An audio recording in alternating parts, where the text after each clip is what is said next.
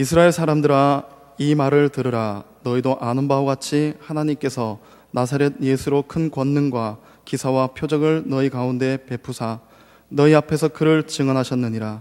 그가 하나님께서 정하신 뜻과 미리 하신 대로 내준 바 되었거늘 너희가 법 없는 자들의 손을 빌려 못 박아 죽였으나 하나님께서 그를 사망의 고통에서 풀어 살리셨으니 이는 그가 사망에 매여 있을 수 없었음이라. 다윗이 그를 가리켜 이르되 내가 항상 내 앞에 계신 주를 배웠음이며 나로 요동하지 않게 하기 위하여 그가 내 우편에 계시도다. 그러므로 내 마음이 기뻐하였고 내 혀도 즐거워하였으며 육체도 희망에 거하리니 이는 내 영혼을 음부에 버리지 아니하시며 주의 거룩한 자로 썩음을 당하지 않게 하실 것이미로다. 주께서 생명의 길을 내게 보이셨으니 주 앞에서 내게 기쁨이 충만하게 하시리라 하였으므로 형제들아, 내가 조상 다윗에 대하여 담대히 말할 수 있노니 다윗이 죽어 장사되어 그 묘가 오늘까지 우리 중에 있도다. 그는 선지자라. 하나님이 이미 맹세하사 그 자손 중에서 한 사람을 그 위에 앉게 하리라 하심을 알고 미리 본고로 그리스도의 부활을 말하되 그가 음부에 버림이 되지 않고 그의 육신이 썩음을 당하지 아니하시리라 하더니 이 예수를 하나님이 살리신지라. 우리가 다 이 일의 증인이로다. 예수님께서 못 박히신 그 금요일 골고다 언덕에 해가 저물고 있었습니다. 그 언덕에는 두 강도와 함께 예수님이 못 박혀 매달려 계셨는데 고통을 견디다 못한 예수님 입에서 나의 하나님, 나의 하나님, 어찌하여 나를 버리셨나이까 하는 비명이 흘러나왔습니다. 그리고 마지막에 내가 다 이루었다 하시고 죽으셨습니다. 잠시 후에 창을 든 로마 군병들이 오더니 예수님의 옆구리를 찔렀습니다. 그러자 심장이 파열되어 물과 피가 주르르 흘렀습니다. 예수님이 죽으신 것이 맞다는 사실이 확인되는 순간이었습니다. 그리고 이후에 부자인 아리마대 요셉이 송독의 허락을 받아가지고 와서 예수님의 시체를 내렸습니다. 그리고 자기 집으로 모시고 가서 니고데모가 가져온 많은 양의 방부제를 예수님의 시신에 발라 방부 조치를 하고 수의로 감싸고 니고데모가 죽으면 자기가 들어가려고 미리 파놓았던 돌에 판 새 무덤에 예수님을 거기 넣고 1톤도 넘는 큰 무거운 돌로 입구를 막았습니다. 창조주이신 그리스도가 피조물인 인간들에게 정죄를 당하고 죽임을 당하고 무덤에 묻혀버리고 그렇게 무기력한 존재처럼 보이는 시간이었습니다. 그 시각에 유대인들이 총독에게 몰려갔습니다. 총독 각하, 저 유혹쟁이 예수가 살아있을 때 자기가 죽은 뒤에 사흘 만에 사한다는 말을 자주 했답니다. 혹시 그 제자들이 저 시체를 훔쳐다가 어디 감추고는 예수가 살았다 이런 거짓말을 하면 혼란이 생길 테니까 우리에게 병력을 주어서 저 무덤을 철저하게 지키도록 허락해 주십시오. 총독은 허가해 줬습니다. 그래서 로마의 군인들과 유대인 하속들이 함께 예수님의 무덤을 지키는데 예수님의 무덤 밖에 종이를 바르고 총독의 도장을 찍어 인봉하고 창칼로 경비를 시작합니다. 그렇게 창조주이신 예수님이 피조물인 인간들에게 처형을 당하셨습니다. 그분이 인류의 구주일 것이라고 기대했던 모든 사람들은 커다란 실망과 슬픔에 잠겼습니다. 제자들은 자기들에게도 위협이 올까 두려워 피하여 숨었습니다. 로마 군병들과 유대인의 하속들이 무덤을 지키는 가운데 예수님 돌아가신 그 다음 날인 토요일 안식일 종일토록 예수님은 깜깜한 절망의 무덤 속에 계셨습니다. 의로운 예수님은 사형 선고를 받고 죄인이 되어서 죽어 묻혔습니다. 의식과 시기를 일삼는 죄의 무리들은 예수님을 정죄하고 죽여놓고는 승리의 축배를 들고 있었습니다. 생명의 예수님은 죽어서 무덤 속에 계시고 그분에게 생명을 얻어 사는 인생들은 그 생명의 주를 죽이고 이제 우리의 세상이 되었다라고 신나했습니다. 그렇게 예수님께서 무덤에 계신 동안 세상의 모든 것은 다 거꾸로였습니다. 주님은 생명이신데 생명이 사망에게 죽임을 당했습니다. 주님은 사랑이신데 사랑이 미움에게 패배했습니다. 주님은 창조주신데 피조물들이 창조주를 죽여서 무덤에 묻었습니다. 주님은 의인이신데 죄인들이 의인을 정죄하고 죄가 의인인 채 하고 있습니다. 그 시간 세상의 모든 것은 다 거꾸로였습니다. 하나님도 그것을 보시고 괴로워하셨습니다. 그래서 고개를 돌리셨습니다. 그때 하나님은 예수님을 당신의 아들로 보신 것이 아니라 죄를 지어 마땅히 저 형벌을 받아야 될 죄인들의 대표로 보셨습니다. 그래서 죄인들에게 하실 그 외면을 예수님에게 하신 겁니다. 하늘의 태양도 그 송구한 장면을 참아 볼 수가 없는 듯 빛을 가렸습니다. 그래서 3시간 동안 세상은 암흑이었습니다. 주님은 죄인들이 당할 비참한 형벌을 혼자 당하시고 그렇게 절망 중에 묻혀 계셨습니다. 만약 예수님께서 그냥 무덤에 잠드시고 마셨다면, 만약 예수님의 부활이 없었다면 아마 이 세상에는 사랑이고 생명이고 진리이고 아무것도 존재 의미가 없을 것입니다. 미움과 거짓과 사망이 영원히 왕노릇을 하고 말았을 것입니다.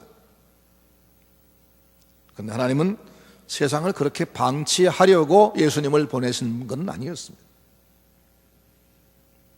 만약 예수님이 다시 사신다 그런 약속을 하지 않았을지라도, 만약 예수님이 그냥 잠드시고 말았더라면 세상은 완전히 암흑으로 변하고 말 것이고 세상의 모든 인간의 소망은 다 끝장날 것이기 때문에 예수님은 불갑을 부활하셔야만 하신 분입니다. 그런데 성경은 그분이 부활하게 되어 있다고 예고되어 있습니다. 본문 25절 이하의 말씀은 예수님 출생 1000년 전 사람인 다윗, 그 다윗이 예언한 내용인데, 자기 후손으로 오실 왕이신 그리스도는 죽어 썩어질 뿐이 아니라 하나님이 그를 썩음에 방치하지 않으신다, 이렇게 예언하고 있습니다. 이 사실, 이 말씀에 근거해서 사도들은 나중에 예수 부활한 뒤에 증거하기를 예수가 성경대로 부활하셨다라고 말했습니다. 다윗의 예언한 그대로 부활하셨다는 겁니다. 예수님이 무덤에 묻힌 지 사흘째 되는 새벽, 일요일이죠. 일요일 새벽입니다. 예수님을 사모하던 여인들이 예수님 부활은 믿기지는 않고 예수님 시신의 향이라도 좀 더 발라드려서 좀 더 늦게 부패하게 해드릴까 하고는 향품을 가지고 무덤을 찾아가면서 우리 여인네 몸으로 어떻게 그 큰 돌무덤을 옮길 수 있을까 걱정을 하고 있었습니다. 근데 그들이 무덤에 도착했을 때 놀라운 광경이 목격됐습니다. 걱정했던 돌문은 저리 굴려가 있었습니다. 그리고 예수님의 시체는 보이지 않았습니다. 대신에 천사가 거기 있었습니다.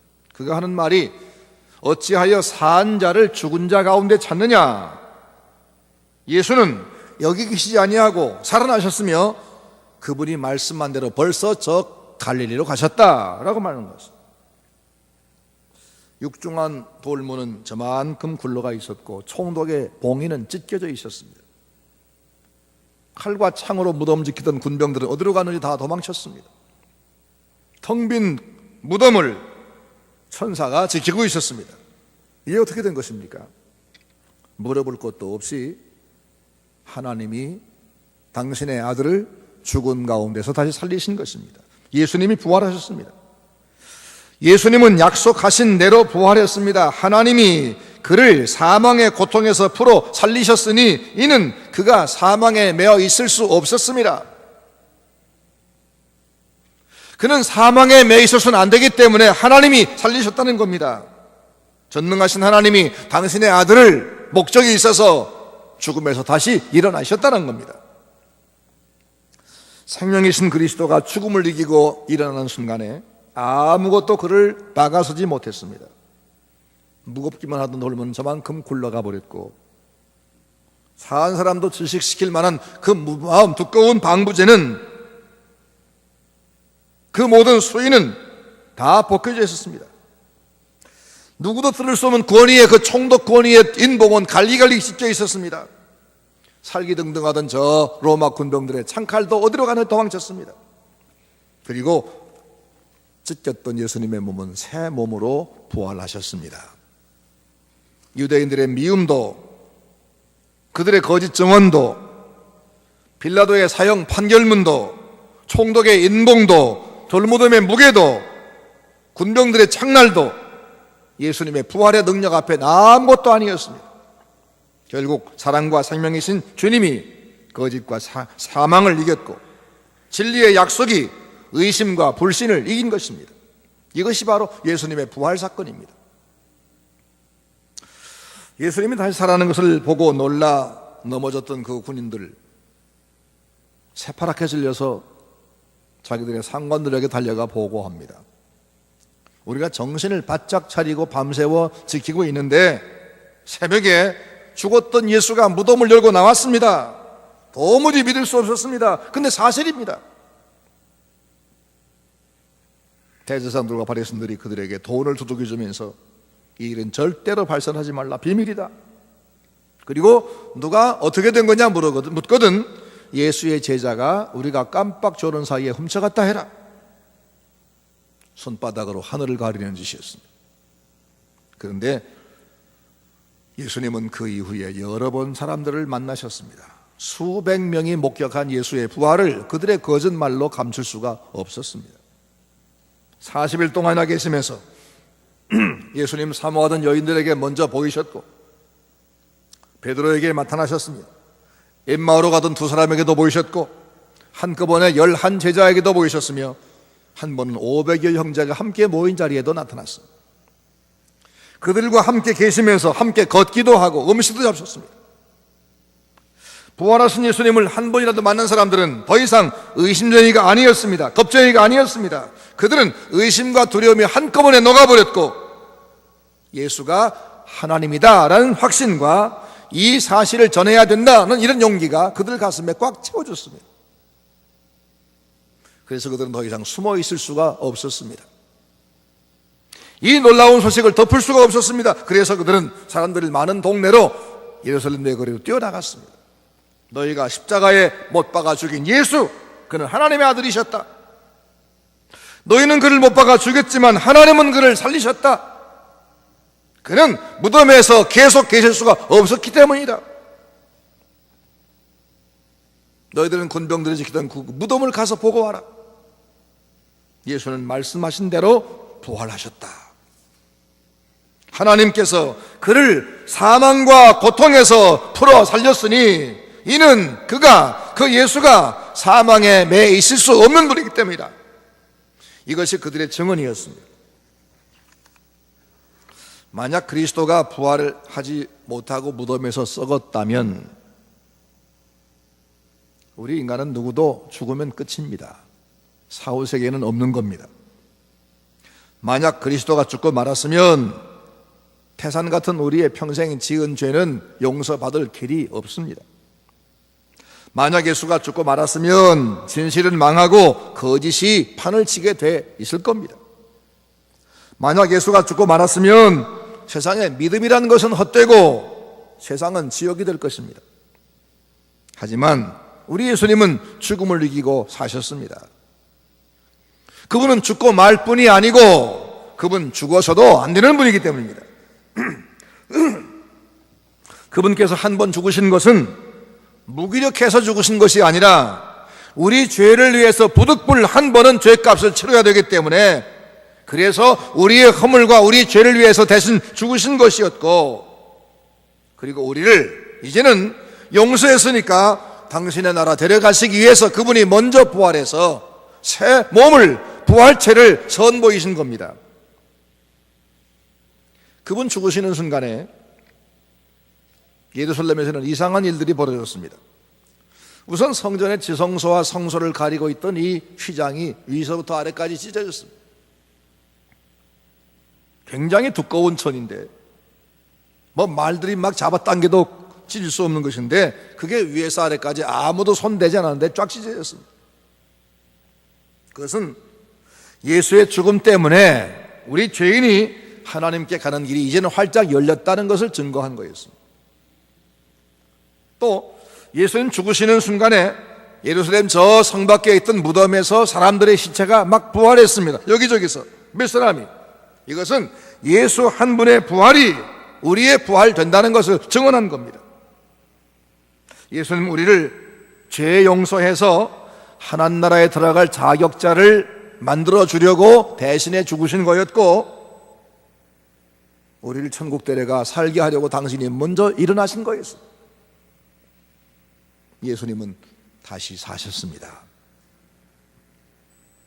이제 예수님이 우리 죄 때문에 죽으셨다가 우리를 다시 영생의 세계로 이끌려고 먼저 부활했다, 이 사실을 믿는 사람은 누구나 죄 사함과 영생을 얻습니다.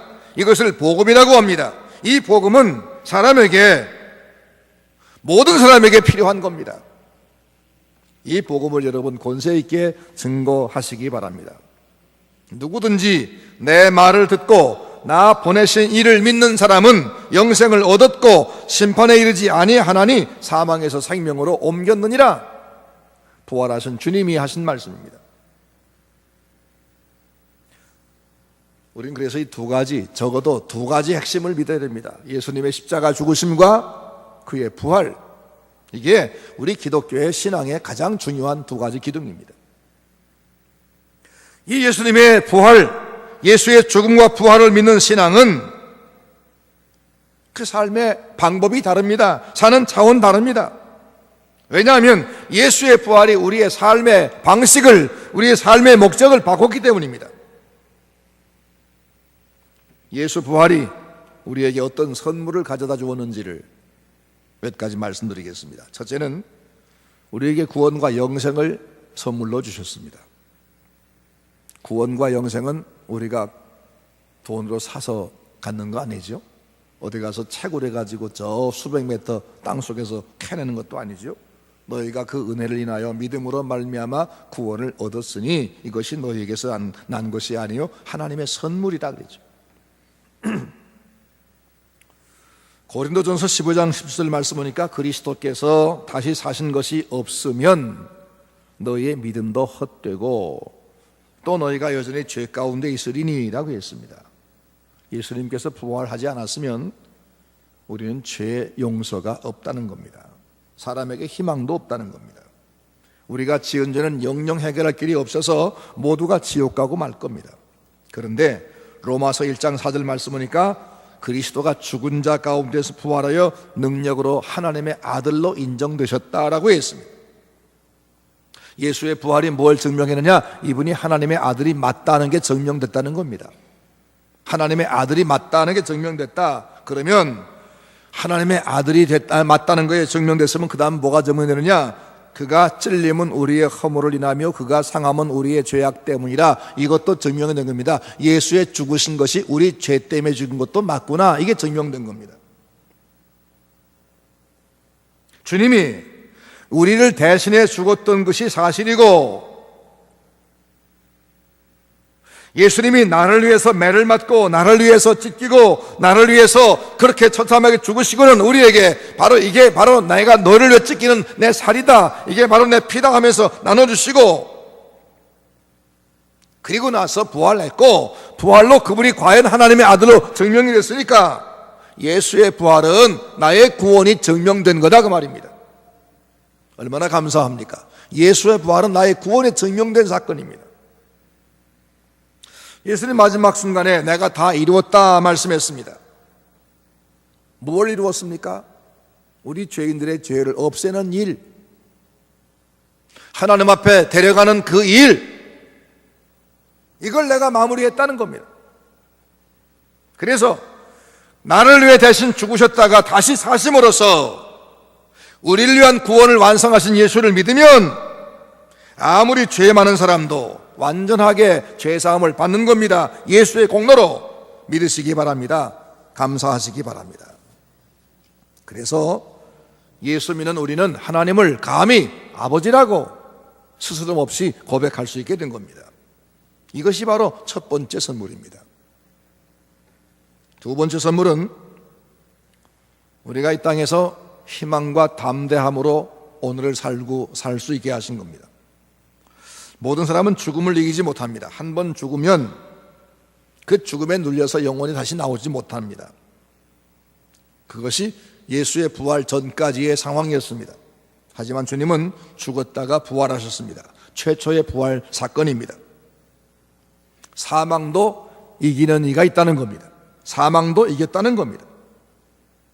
이제 사망을 이기신 예수님, 이분을 믿으면 우리에게도 사망을 이기는 길이 있습니다. 그분께서 다시 살리겠다고 약속했기 때문입니다. 그러므로 우리는 이젠 죽음을 두려워하고 죽음을 최종의 것으로 설정해 놓고 살 필요가 없다는 겁니다. 만약 죽은 자의 부활이 없다면 예수님도 부활하실 리가 없다고 성경에 말씀했습니다. 하지만 예수께서 부활하신 걸 보니까 죽음 뒤에가 영생의 세계가 있다는 겁니다. 내 힘으로 못하지만 죽음이 이기신 예수 그를 믿으면, 그를 따르면 나를 믿는 자는 죽어도 살겠고 라고 약속했으니까 우리에게도 죽음 넘어가 있다. 그러니까 죽음을 최종이라고 설정하고 살 게 아니라는 겁니다.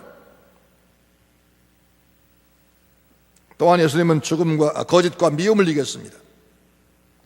그래서 우리가 이 거짓이 난무하는 세상에서 거짓말 하지 아니하고 진실하게도 살 길이 열린 겁니다.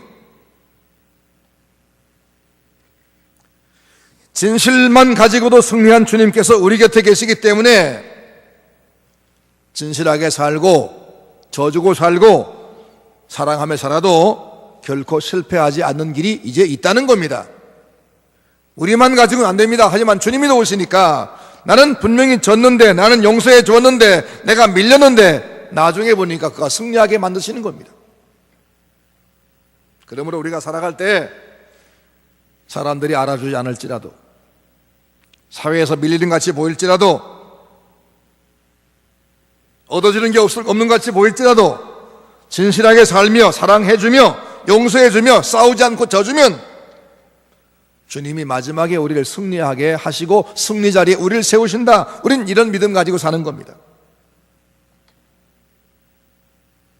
여러분 살기가 힘드십니까? 사람과 관계에서 참기가 힘드십니까? 말씀 지키다간 영 바보 될 것 같습니까? 부활하신 주님이 우리 곁에 지금 살아 계십니다. 믿으시기 바랍니다. 25절 말씀 보니까 나로 요동하지 않게 하기 위하여 나로 요동하지 않게 하기 위하여 그가 내 우편에 계시도다. 무슨 말씀이죠? 내가 흔들리지 않도록. 내가 안 되겠어. 아무리 내가 신자지만 이렇게 내가 끝까지 말씀대로는 살 수 없어. 이러다가 내가 영영 패배하겠어. 이게 흔들려가지고 그만 신앙적인 삶, 의로운 삶 이걸 포기할까봐 흔들리지 않게 하려고 주님이 내 곁에 계시다는 겁니다. 예수님 부활을 경험하고도 저 갈릴리 바다로 고기 잡으러 갔던 7 제자들 실패했는데 주님이 거기를 찾아가셨습니다. 배 오른편에 금을 던지라 그 한마디 말씀으로 엄청난 고기를 잡게 해주심으로 그를 다시 일으켜 세우셨습니다. 내가 부활했는데 너희들 왜 걱정하느냐? 내가 너희들을 다 지켜보고 있는데, 내가 너희를 위태할 때 내가 찾아갈 텐데 걱정하지 말고 뭘 먹을까, 뭘 마실까, 뭘 입을까, 어떻게 세상 사람과 경쟁에 내가 지지 않을까, 이렇게 살지 말고 이젠 차원 달리 살아라. 그게 바로 갈릴리로 찾아가신 이유였습니다. 주님은 항상 우리를 돌보고 계십니다. 실패한 자리에 찾아오십니다. 우리에게 파도가 몰려오는 것이 보이면 파도를 밟고 오는 분이 바로 주님이십니다. 그래서 우리 주님은 우리의 강한 성이고 방패가 된다고 찬송하는 겁니다. 이 주님, 예수님의 부활을 믿고 이 주님 바라보고 어떤 위기 속에도 담대하게 신앙의 방법으로 살아가는 서문 성도가 되시기를 주의 이름으로 축원합니다. 세 번째로 우리에게 새로운 삶의 목표를 주셨습니다. 고린도전서 15장 19절 말씀 보니까 만일 그리스도 안에서 우리의 바라는 것이 다만 이 세상의 삶뿐이라면 모든 사람 가운데 우리가 더욱 불쌍한 자이리라 그랬습니다. 맞습니다. 만약에 부활이라는 것이 아예 없다면, 내세가 없다면 우리는 죽음으로 끝나고 말 것이고 그 후는 완전히 끝입니다. 만약 정말 그렇다면 우리가 오늘 이 7, 80년 동안 사는 동안에 바르게 살 이유가 뭐 있습니까? 정직할 이유가 뭐 있습니까? 용서할 필요가 뭐 있겠습니까? 그냥 뭐 원수 척지고 싸우고 뺏고, 그 당장 내가 남보다 많이 가지고 남보다 내가 더 힘을 가지면 되는 거 아니겠습니까? 그러나 우리에겐 분명히 부활이 있습니다. 부활이 있습니다. 심판도 있습니다. 그러게 오늘을 우리가 맛보기로 살 수가 결코 없는 겁니다. 만약 예수님의 부활이 없다면 인생을 심판할 주님도 없는 거겠죠. 만약 우리에게 사후가 없다면, 사후의 심판이 없다면, 사후세계 없다면 어떻게 살 것인가? 만약 오늘이 전부라면 거짓말을 해서라도 성공하면 그만입니다.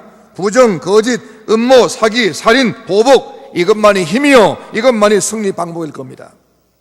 그렇다면 세상은 지옥이 되고 말 겁니다. 착한 사람들은 살아남을 종자가 없을 겁니다. 그런데 인류의 심판주 그리스도가 다시 사셨습니다. 예수님이 사셨습니다. 그러게 우리에게 내세만 있는 것이 아니라 심판도 있습니다. 의인이 상 받는 날이 분명히 있습니다. 그러므로 예수의 부활이 우리에게 내세가 있음을 분명히 증명했으므로 우리는 아무리 힘들고 어려워도 바르게 살아야 될 이유가 있는 겁니다. 아무리 힘들고 어려워도 예수님이 말씀하신 대로 져주며 살 이유가 있는 겁니다. 순종할 이유가 있는 겁니다. 성실할 이유가 있는 겁니다.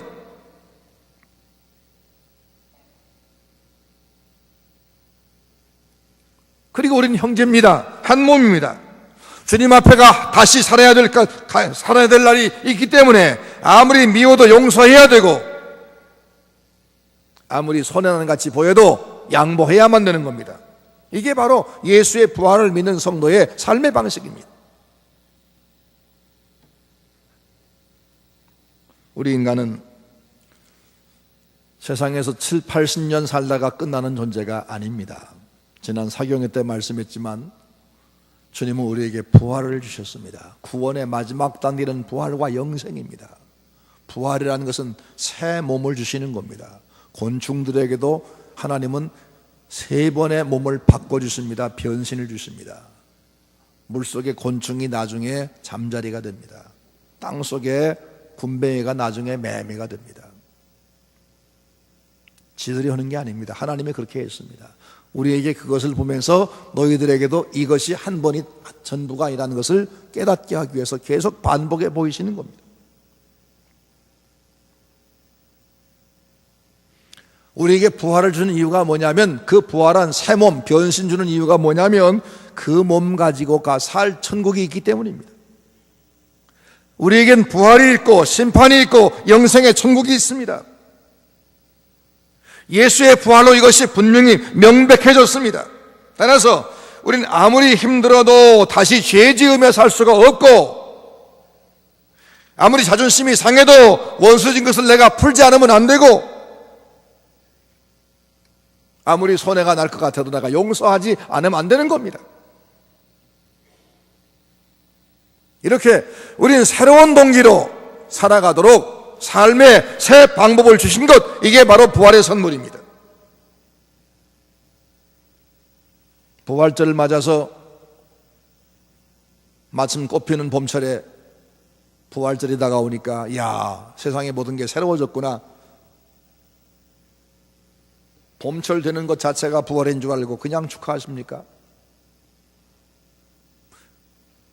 예수님, 우리와 아무 관계없이 예수님만의 독단적인 부활로 생각하면서 예수의 부활이나 축하하십니까? 예수의 부활은 나를 위한 부활이었습니다. 나를 위한 부활이었습니다. 네 죄가 용서됐다. 너에게도 부활이 있다. 부활하는 몸 가지고 살 천국이 있다. 그래서 너희는 이렇게 살아야만 된다. 이걸 가르치기 위해서 우리에게 부활 주신 겁니다. 예수 부활을 통해서 우리에게 죄사함의 선물을 주셨고 희망과 담대함으로 살아갈 삶의 동기를 주셨고 함께 살 천국의 소망 주신 하나님께 감사합시다. 그리고 우리의 남은 세월, 우리 남은 생애를 내가 그동안 겪어왔던 경험만 가지고 기준 삼아 사시지 말고 내가 배운 그 좁은 지식, 그것을 전부라고 생각해 그것만 따라 살지 마시고 예수의 부활이 우리에게 가져다 선물과 가르친 말씀을 따라서 이제는 담대하게 사랑하며 용서하며 하나가 되어서 그리고 담대하게 이 복음을 증거하면서 성경 말씀대로 힘써 살아가는 우리 서문 성도가 되시기를 주의 이름으로 축원합니다.